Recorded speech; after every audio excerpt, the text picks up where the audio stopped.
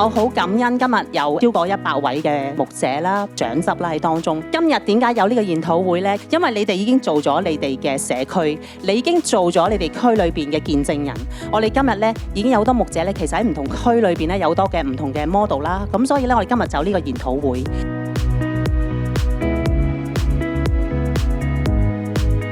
天國一早呼召我哋回轉係咩意思啊？當我哋感受到我哋服侍呢個破碎世代好窒息嘅時候，耶穌嚟到嘅時候，用愛去話緊俾我哋聽 ，There is another way of life， 道在鄰舍。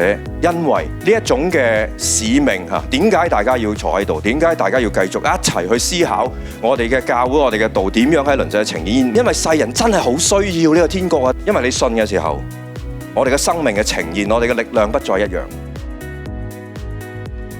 北區學生咧普遍咧係比較受教同埋單純嘅，咁佢哋嘅家庭支援比較弱啦，因為其實可能爸爸媽媽咧就喺內地工作，好忙嘅，咁跟住然後咧可能就冇乜時間去照顧佢哋啦。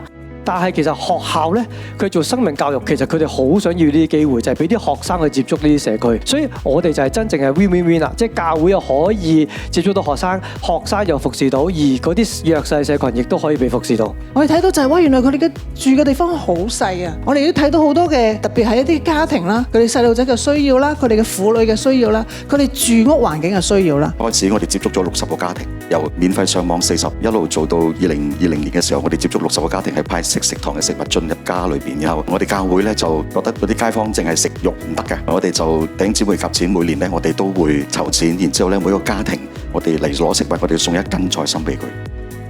現在教會免費的，每一天都可以來的，又很專業，來到這裡我們就可以做朋友，就可以了解，就可以知道香港的整個社會是什麼樣的。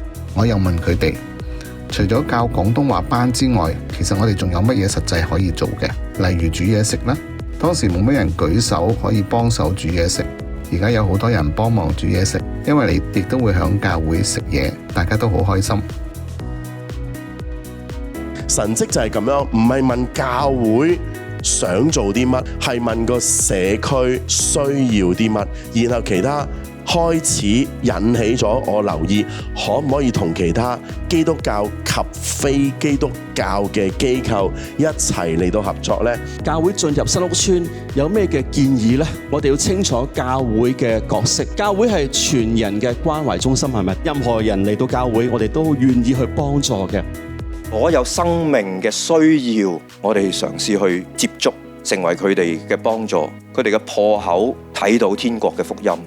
都在鄰舍，國度同行。